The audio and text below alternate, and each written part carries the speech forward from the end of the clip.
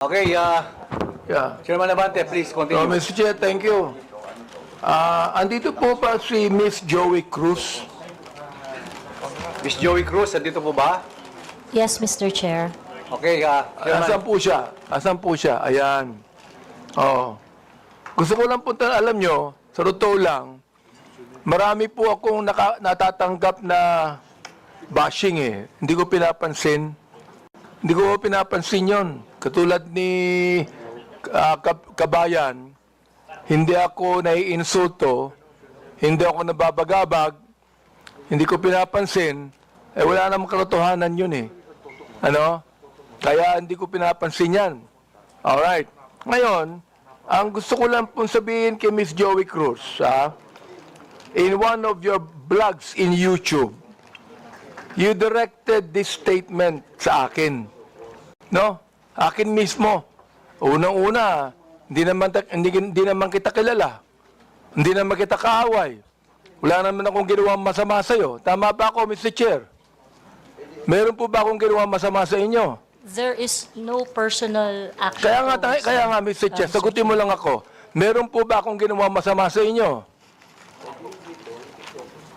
No Meron ba? Wala? None, Mr. Chair. Wala. Wala akong ginawang masama sa inyo, ha? Pinapatunayan nyo yan, ha? Pangalawa, hindi nyo ako kilala. Tama ba, Miss Joey Cruz? You do not know me personally. Correct, Mr. Chair. And Mr. Chair, I do not even know Miss Joey Cruz personally. Am I right? Correct, Mr. Chair. But, you made a statement against me. O ito, babasahin ko, ha? O, ang sabi mo, ganito, kung Abante, paswelduhan ka ng taxpayer, gago. Tinawag mo akong tinawag mo akong gago. Oh, bakit? Ba't mo ginawa sa akin yun? Gusto mo ba akong umiyak ngayon sa'yo? Sabihin ko, ba't mo ginawa sa akin yun? Bakit mo ako tinawag na gago? Bakit po, Mr. Chair? Please, yes. Mr. Chair, and I think it is already established that we do not know each other personally. Ano po yung pakilakas nga po? Hello, Mr. Chair? Mr. Chair? Okay. I think it is already established that we do not know each other personally. Therefore, the statement was said based in a not personal way, but it is an observation of my reaction. Mr. Chair, on meron ka pang salita. Your observation is that I'm gago? Is that your observation? This pertains to the public function as I perceive it, Mr. Chair. No, you're public what? Public action, Public Mr. Chair. action. So you mean that is the public that is actually telling me that I'm gago? No, Or Mr. is it Chair, you? the statement Let me came ask from you, me. Mr. Chair, is it you? Yes, Mr. Chair. So you were the one that said that, right? Correct, Mr. Chair. Ayun. Pero hindi mo ko kilala. Wala akong ginawa masama sa'yo. Yes, Mr. Chair. It What is your already right to established. tell me that I'm gago? Because I am a citizen of What the is Philippines. your right to tell me I'm gago? That is part of my freedom of speech, Mr. Oh, Chair. is that right? Yes, Mr. Chair. So your freedom of speech is to tell a person that he is gago? Freedom of speech ba yan? My freedom of speech, part of my freedom Ang of galing speech is mo. to react Ang on the galing mo. action of Ito a pa, public official. sinabi mo in another post, ito sirahin mo. Pero alam mo, kaya tayo nagmi-meeting dito, para mini-mention ko ito, no? Pero sa totoo lang, hindi ko pinansin yan, matagal na yan eh. Di ba? Hindi ko pinansin yan. Ito ang sabi mo, you know, Kong Benny Abante, I can find all of this. Isasampal ko ito sa pagmumukha mo. Is that still freedom of speech? Mr. Chair, I am not very familiar. Yes on or that no, post. Mr. Chair? Is that still, you think, freedom of speech? When you said, isasampal ko ito sa pagmumukha mo. Mr. Is Chair, that freedom of speech? yes, Mr. Chair. Ganon. Oo. So, ibig sabihin, ganito, if I tell you right now, sasampalin kita freedom of speech yan. That's part of your freedom, Mr. Chair. Pag sinampal kita, hindi na freedom of speech yan. Of course, sir, it's overt Hindi action na. already. Yes, Hindi sir. na, no? Yes, sir. Oo, ang galing. Mahusay ito. Oo, magaling ka. Oo. Ang sabi mo, I'm going to be Hindi ko masabi to, Mr. Chair. F-U-C-K-E-D. Prepared. Binanggit mo yon?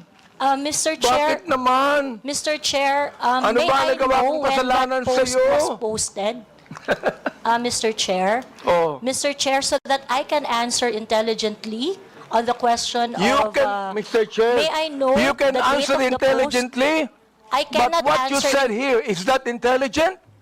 Let me ask you, Mr. Chair, nung sinabi mo, Convene Abante, I can find all of this, isasampal ko ito sa pagmumukha mo. Is that intelligent?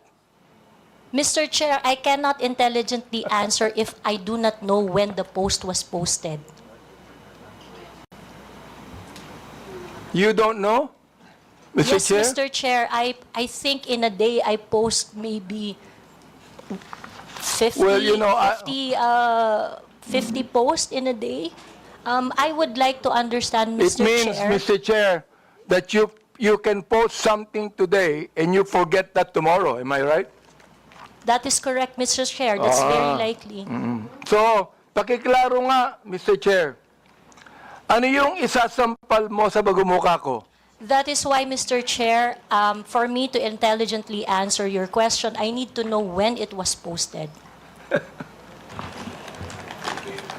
Well, we are going to get the date when this was said. Thank you, Mr. You would Chair. be able to know. Thank you. Kaya, pinapa-confirm ko lang yung statement na yan eh. This ibig sabihin, do you believe, hindi ko na sabihin ang freedom of speech.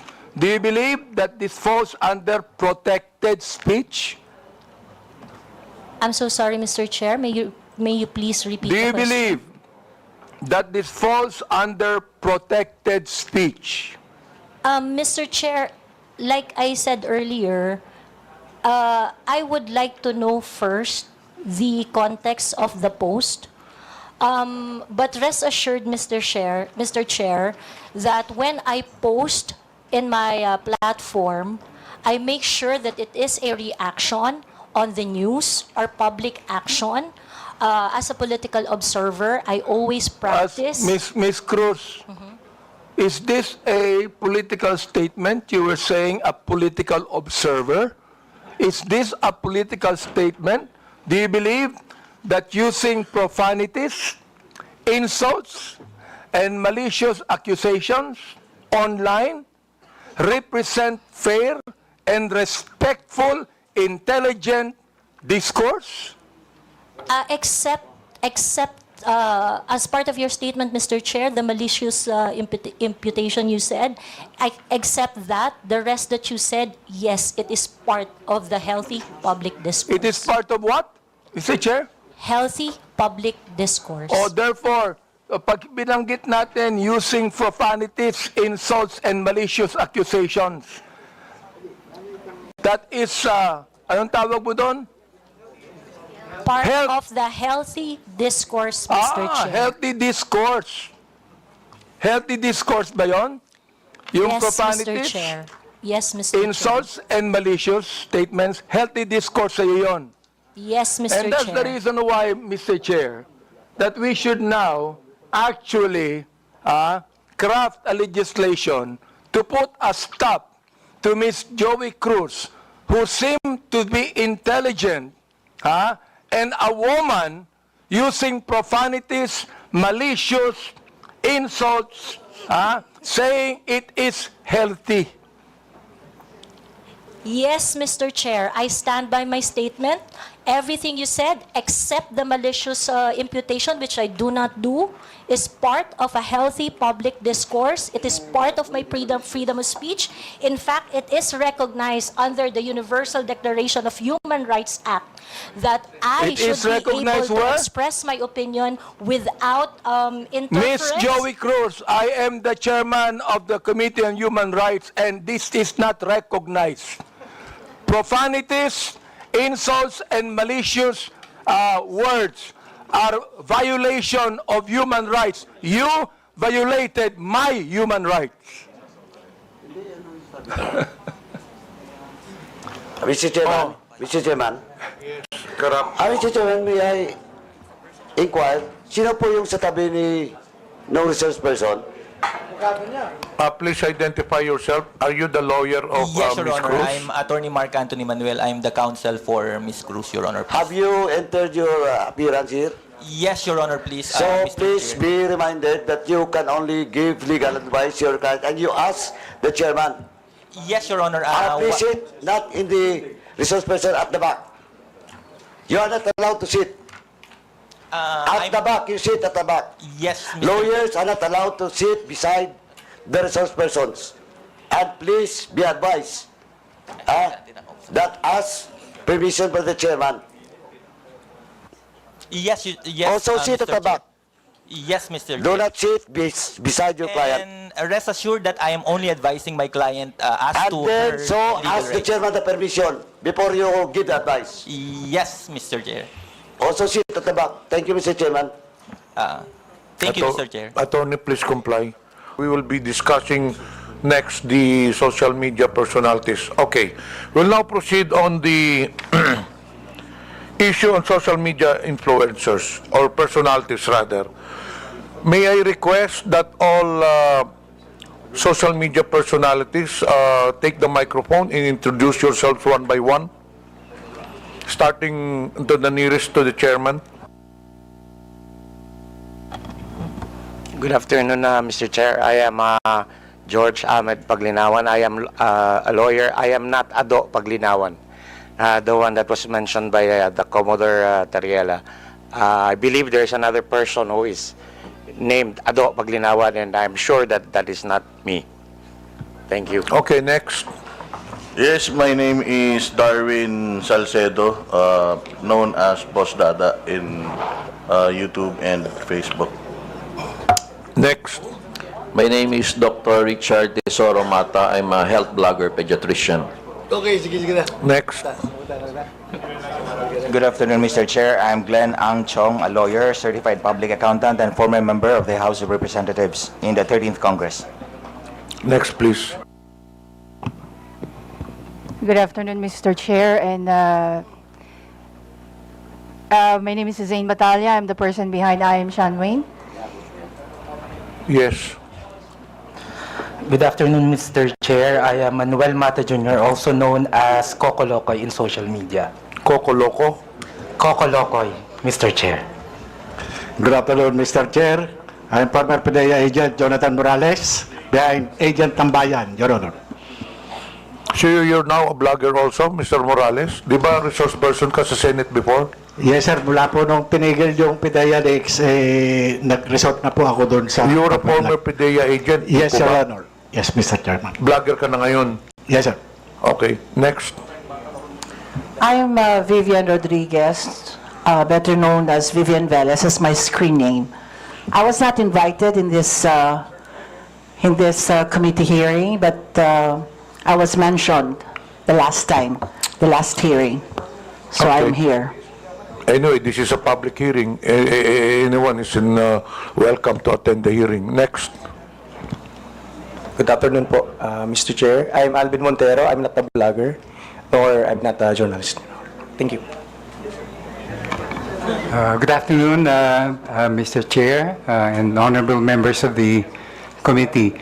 My name is Claro Ganyak. I'm a retired professor. I'm not a blogger. I just express my opinions in social media. Okay. That's it. Thank you, Next. sir. Good afternoon, Mr. Chair. Ako po si Elijah San Fernando, isa pong manggagawa at unionista, kilala sa TikTok at Facebook bilang Eli San Fernando. Next, please. Good afternoon, Mr. Chair. My name is Maria Florinda Princess Duque, or better known as Pebbles Duque. I am now a law student. Next, please. Good afternoon, Mr. Speaker. Mr. Chair, sorry. I'm Dr. Ethel Pineda Garcia. Okay. I think there are some vacant seats. Pwede na pong kunin yun. Yes. I am Trixie Cruz Angeles. I am a lawyer. Next, please. May I continue, Mr. Chair? Wait, meron pa yata dito sa... Kompleto na po ba ang mga social media personalities? Who is Vicente Cunanan? You're also a social media personality? Okay, so you can now proceed with your interpellation. Thank you, Mr. Chair. Again, Ms. Cruz, do you believe that freedom of expression is not absolute? Yes, Mr. Chair. You do? Of course, I'd like to ask the other bloggers if they also believe that. Yes, Mr. Chair. You also believe that? Okay. Sir, Now, there's always a limitation. Ms. Cruz said, yung kanyang statement sa YouTube, no? Na profanities, insults, malicious is a healthy discourse. Gusto kong tanungin yung mga vloggers natin, do you agree with her on that? Yes. That profanities, insults, and malicious accusations is a healthy discourse and a part of the freedom of expression? We would like to ask every blogger to answer me yes or no if they believe in that. Mr. Chair, can I be recognized? Yes. Mr. Chair, no other than the highest court of the land has repeatedly said na hindi po masama ang pagmumura, lalong-lalo na sa mga pampublikong opisyal, especially kung ang pinatutungkulan po ay yung official functions nila. Not the person, but their official functions, Mr. Chair. So yun po ang paninindigan, lalong-lalo na po namin bilang mga manggagawa, dahil kahit meron pong TikTok, Facebook o social media, sa komunidad po, yan ang lengguwahe ng mga manggagawa at ordinaryong Pilipino na nagagalit. Hindi po kasalanan ng mga vlogger o ng mga gumagamit ng Facebook, TikTok, X o kung ano pa mang social media platforms kung bakit merong ganito na mga pagmumura o profanities. Ito po ay lengguwahe ng mga manggagawa at ordinaryong Pilipino na Mr. nagagalit. Chair, Mr. hindi Chair. ko, Mr. Elijah, hindi ko binabagit yung lingwahe ng ordinaryong Pilipino. Ang binabanggit ko, lingwahe ng vlogger. Hindi ka ordinaryong Pilipino. Mr. Chair. Tatandali lang, kasalala pa ako eh. Alright. Hindi ka ordinaryong Pilipino. Tama, mali? Ordinaryong Pilipino ako, Mr. Chair. Hindi ka ordinaryong Pilipino. Vlogger ka eh. No, I'm manggagawa ako, Vlogger Mr. ka. Chair. Lahat pa ng ordinaryong Pilipino, vlogger? Mr. Chair, manggagawa ho ako Andali lang, na may andali lang. platform ho. Andali So, lang. ordinaryong Pilipino ho ako, Andali Mr. lang. Chair. Mr. Vlogger ka Chair, eh. point of order. We have our rules here. I think the resource person cannot answer without being recognized by the chair. Sorry, Mr. Chair. Okay, to all reminder to all resource persons, let the interpolator finish his line of questioning in his statement, and resource persons can only talk when the chair recognizes them. Okay. Nabanggit mo kanina na yung profanities, yung insult, yung malicious accusations, kung yan ay sinabi sa kanyang, ang tawag doon, functions bilang public official, okay yun. Yung sabi mo, di ba? But not on a personal basis, correct? Ayan. Yes, Mr. Chair. Sabihin natin, naniniwala ako dyan. Pero, hindi naman niya sinabi yan sa akin on my public functions, official functions. It is a personal accusations on me. Mr. Elijah. I cannot, Mr. Chair, can I be I cannot speak on behalf of Ms. Joey, Mr. Chair. Inaano ko lang yung sinabi mo. Yes, Mr. Chair. Okay, now I'd like to ask Ms. Joey, Ms. Cruz, are you insulting me on my public official functions or it is a personal accusation on me? It's not a personal accusation, Mr. Chair, and I think we have agreed early on that we do not have any personal relationship. So Yes, that that's is right. just- Pero ito, ang sabi ni Elijah, okay lang yon kung yan ay sinabi in my official functions as a public servant. Alam mo ba yung official functions ko?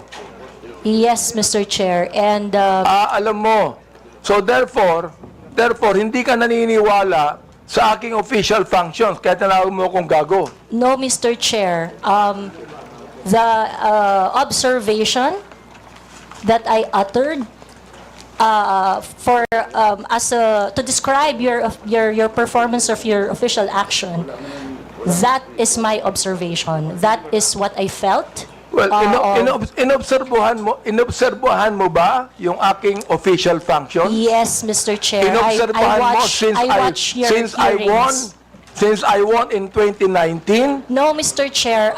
I closely monitored your performance as a congressman in the 19th Congress. And you hated me for that? No, not really, Mr. Hindi, Chair. gago. Just in the Binagit mo 19th sa akin Congress. gago, so you hated me. Mr. Chair. Ano ba ibig sabihin nun? Binanggit mo, gago ako. Binanggit mo, isasampal ko ito sa pagmumukha mo. Binanggit mo, I'm going to be... Hindi ko babanggit eh. Okay. If you prepared, binanggit mo yun eh. May I respond, Mr. Therefore, you hated me. Hindi pwedeng sabihin mo sa akin na you love me. Is that the person that you said that you love me? I love you, and because of that, isasampal ko ito sa'yo. May I respond, Mr. Chair? Yeah, go ahead. Sige, Mr. Chair, go ahead, respond. At the very most, I do not like your performance as a member of the 19th Congress. But hate is such a powerful word because we established earlier that we do not have any personal relationship or any personal Mr. Chair, affiliation. binanggit mo yung human rights. Yes, binanggit Mr. mo yan kanina, Chair. di ba? Correct, Mr. Therefore, Chair. Mr. Chair, you violated my human rights. Why? Because when you said those profanities, those insults, yung gago, yung isasampal ko ito sa pagbubuka mo, you violated my human rights. You did. May I respond, Mr. Chair? Teka, Mr. Chair, hindi ako nagagalit sa'yo. Okay? At wala akong pakialam sa'yo. Kahit na anong sabihin mo, okay lang sa akin. Alright? Pero itong ating pinag-uusapan ngayon, merong kinalaman sa mga legislation na aming gagawin later on. That is why I am asking you right now. Sapagkat napakahalaga nito. Kapag binabanggit mo, if you're saying that using profanities, insults, and malicious accusations online represent fair and respectful discourse and a healthy discourse, therefore you're telling us that the freedom of expression is absolute. You can say anything you want, and that is freedom of expression. Yun ang sinasabi ko, Mr. Chair. May I respond, Mr. Chair? Pag binanggit mo, if you said that freedom of expression is not absolute, therefore, there are certain things that you cannot say. Yun ang ibig sabihin nung freedom of expression is not absolute. May limitation yun. Di ba? Oh. Go ahead. You can answer now. Okay, thank you very much, Mr. Chair. Mr. Chair, in the universal thoughts and ideas, there would always be a limitation. The freedom of speech is not absolute. And the limitation of freedom of speech is well defined. Under the law, under the jurisprudence, there are things that you cannot say. There are things that Mr. Chair, you what cannot... jurisprudence are you talking about? Supreme Court decisions, Your Honor. Can you tell me what law? example of law that limits your Yes. freedom of expression? For Can you example, tell me Mr. the Chair, jurisprudence? yes, Mr. Chair. For example, Mr. Chair, there is, I cannot specify the specific law, Mr. Chair. There but is a law what on libel. yeah, law There on is libel. a law on slander. There Is is it a okay? law. Is it okay, Mr. Chair, if I give my example? Okay, thank you very much. One example, and I think this example is very demonstrative, is very illustrative of the limitation of freedom of speech. Right now, it is election, midterm election, and it is not allowed that people are going to campaign on the day of the election day. That is a clear prohibition to express on the part of the citizen to say whatever they want to say on that Teka, election day. Mr. Chair, ano po ang connection nung binabanggit mo? I'm asking you about the jurisprudence. I just told you that there is a law against on libel, on cybercrime. What you said today is libelous. What you said here is libelous. Why? Mr. Because Chair. there is a malicious intent. When you use profanities, when you use the word gago, there is a malicious accusation, and that is libelous. Mr. Chair, if that is your assessment of that kind of Listen, statement, you not will only have your... libelous, Mr. Chair, sandali lang ha, not only libelous, ha, that is also unjust vexation on my part. May I respond, Mr. Chair? Go ahead. Okay, Mr. Chair, if you think that you are violated by my exercise of my freedom, you would have your right and be in court. Mr. Chair, So that don't so worry. that the maliciousness of Mr. that Chair, statement don't can be worry. I'm sorted not out going in the to charge proper you in court. authority. Don't worry. I'm not going to charge you. If I charge you in court, matatalo ka eh. Pero hindi. Oo. Unjust vexation to. Alam niyo ba yon? Are you a lawyer or not? I am not a lawyer, Mr. Therefore, Chair. you should know this. The thing is this, pero wag kang mag-alala. Hindi ako magdidemanda sa'yo. Do you know why? You're not important to me. Alright? Ang dahilan lamang, kaya natin ginagawa ito, para magkaroon kami ng idea kung anong legislation ang nais naming gawin. Pero ikaw, you are not important to me. Alright? Oo. Thank you, Mr. Chair. Yan. Kaya, huwag kang mag-alala. Hindi ako kailanman magdidemanda sa'yo. Alright? Oo. Tumatawa ka pa eh. Thank you, Mr. Chair. Natatawa ka sa akin eh. No, Mr. Chair, I am expressing my gratitude, Mr. Chair. Ganun ba? Mr. Chair, tumatawa ka and you're expressing your gratitude by your sarcastic laughter? I am not laughing, Mr. Chair. It's just a natural smile, Mr. So Chair. gusto kong tanungin po, itong ating vloggers na ito, kayo po mga vlogger natin, do you agree with what Miss Joey Cruz said? Every one of you could be able to answer, if you agree. I have a lawyer there. Attorney Trixie.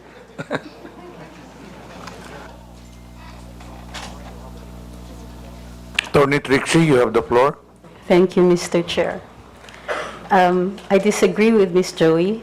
I believe that there is, instead of a limitation on the freedom of speech, I believe that speech is either protected or not protected.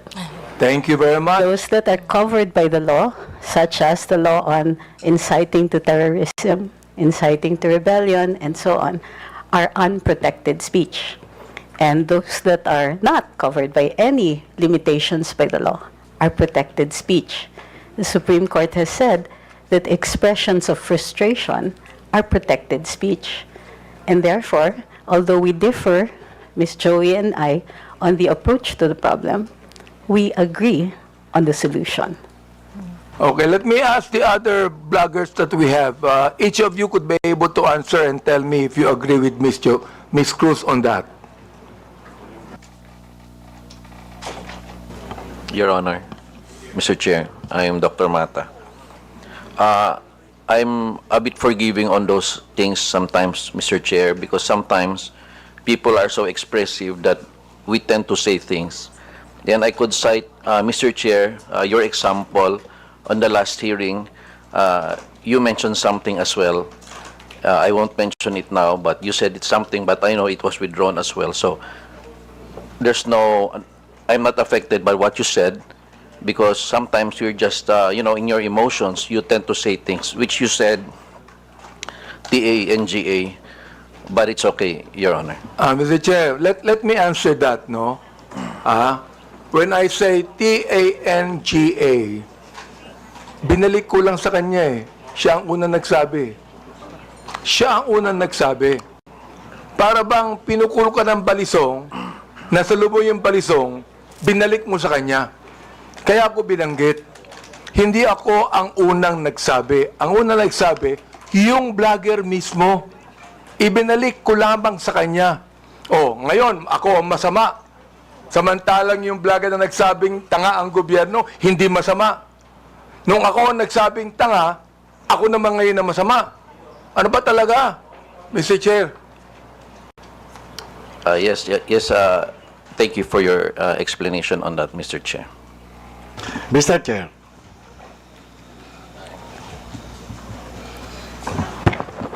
Yes, was that, Mr. Chair. Mr. Morales, please proceed. Yes, sir. Doon sa kay Miss Joey Cruz, ang ko lang, bilang isang dating tauhan ng gobyerno, wag lang sana tayong magpakita ng anumang kagaspangan para hindi tayo napapansin ng publiko. Yun lang po. Ano yung sabihin? Huwag lang magpakita ng kagaspangan para hindi makita ng publiko. Yes, Your Honor, Mr. Chairman. Yun lang po. Kasi kung magpapakita tayo ng kagaspangan at makikita ng publiko yung hindi na aayon na kilos ng isang public official, talaga makikita po tayo. At yun mapapansin ng publiko. Huwag naman sana tayong masasaktan. Sinong tinutukoy mo, Mr. Chair? Your Honor, yun pong mga gumagawa ng kagaspangan. Yun po yun. Sino nga yung tinutukoy mo? Hindi ko po alam. Siguro po, maaaring kayo po, Your Honor, mawalang galang na po, nasa inyo po yun kung sino po yung mapapatungkulan nun. Mr. Chair, ano ba yung kagaspangan na narinig mo? Sino nagsabi ng kagaspangan? Your Honor, ito po bilang isang dating tauhan ng gobyerno. Nagiging maingat dapat ang isang tauhan ng gobyerno habang siya ay nanunungkulan. Katulad ng pagnanakaw, pag-aabuso sa tungkulin, pagmamalabis. Yan po yung isa sa mga dapat na tinitingnan natin.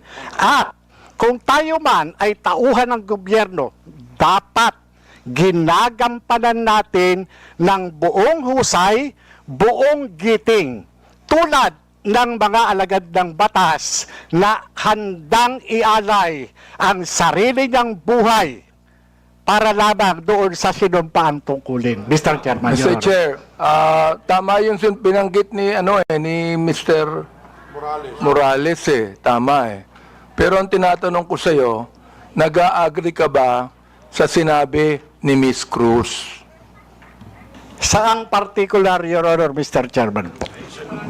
Hindi ka pa na nakikinig sa akin Bira naman buhay ito. Pagpaumanhin niyo po, Your Honor, at nangati po yung aking binti, maaring hindi ko po wala kang napansin. karapatang magsalita kung hindi mo narinig lahat ng mga sinabi. Iyon pong narinig ko. Very clear meron po akong narinig. Very clear, Mr. Chair, ang sinabi ko. Kanina, pinag-uusapan natin yung lahat ng mga binanggit ni Miss Cruz. And I'm asking you now, kayong mga vlogger, mga objective naman kayo, di ba? Ano ang palagay nyo rito? Palagay nyo ba na itong malicious, ulitin ko para malaman mo, itong malicious, profanities, at insults, accusation, na ibinigay po ni Miss Cruz, ay Kasama po yan sa tinatawag nating protected discourse o kaya naman healthy discourse or freedom of expression. Yun po pinoprotektahan ng batas. Ito po yung pong opinion o saloobin ng isang mamamayang Pilipino patungkol doon po sa pagkukulang ng isang public officer. Yun po hindi pinoprotektahan ng batas. Ito po yung pag-iingganyo ng paggawa ng illegal o labag sa batas. Yung pagkukulang, Mr. Chair, ay kung walang ginawang illegal, may karapatan ba siya? Kung walang ginawang illegal, Your Honor? Depende po Depende po sa napapansin at kung po sa nagbibigay ng opinion, Your Honor. Miss Joey, meron po ba akong ginawang illegal? Meron po ba? Nothing that I said in my Yun, mouth. wala akong ginawang illegal. Meron ba akong ginawang immoral? There are things that I may not agree. You may because of not agree, differences. that's fine Yeah, with me. Yeah. Pero ang tinatanong ko, meron ba akong ginawang immoral? Differences I in agree values, that there Your are some Honor. things that you do not agree. Okay lang yun sa Differences in akin. values, Your Honor. Di ba? Pero wala akong ginawang immoral o illegal. You said that yourself. So therefore, anong ibig sabihin ng profanities, insults, and malicious accusations you gave to me? Yun ang tinatanong ko. Ha? May I answer, Your Honor? Yes, go ahead. Okay. First of all, Your Honor, I would just like to take exception once again that I never agreed to anything, any statement that is malicious as part of freedom of speech. It's not. What I said are not malicious. Those are observation on my end, and the profanity is part of part of my expression of discontentment, disgust, because my expectation for a public officer is not Therefore, met. Mr. Chair, when you're saying that a public official who is not doing anything illegal or immoral, and you said something malicious, insult and profanities, Again, that is your observation. And you have the right to say that. Again, Mr. Chair, I am taking exception on the malicious statement. My statements are not malicious because my statements are always pertaining to the exercise of the public duty of the officer I am responding So to. or therefore, when you reacting said to. gago, that is not malicious. That is not malicious, Mr. Chair. Okay. That is not malicious, ha? Yes, Mr. Chair. Oo. Pero ako, Miss Cruz, kahit kailan, hindi naman kita kilala, hindi ko alam ang ginagawa mo, wala akong karapatang tawagin kitang gago. And I respect your opinion, Mr. Chair. Not my opinion. That is my belief. I Iba yung respect your opinion, belief, Mr. iba Chair. yung belief. Okay. I'd like to ask the other vlogger if they agree with Miss Joey on that. Una po, I agree po na this is not malicious kasi na-establish na po na hindi po namin kayo kilala personally. And kung sabihin namin mahal namin kayo, it is because of your work as public official. Hindi po ibig sabihin mahal po namin kayo bilang kung ano pa man, malisyoso. And when we say we don't like what you are doing, it is also not malicious. It pertains to your job as a government official. So I think magkaiba din po kasi yung sukatan sa public official and also private citizen. So, I think it's important for us to understand the difference of and the limitation doon sa public official and sa private citizen. And I agree po. Lahat po ng sinasabi namin sa inyo, because we don't know you personally, are not malicious. It's not personal. It's about your job lang po. Sometimes, Mr. Chair, I'm not onion-skinned, ayan, kilala ako ni Congressman Glenn. Kaibigan ko yan. I'm not onion-skinned. Ang ibinabanggit lamang natin dito is how do we limit this? How do we regulate this?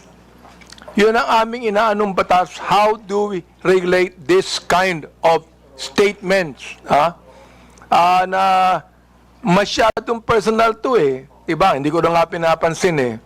Oo. Kung hindi lang binigay sa akin itong mga bagay na sinabi eh, makikita ko ba to? Hindi ko nakita to eh, Miss Joey Cruz eh. I don't even care about that anymore. Hindi ako apektado dito eh. Di ba?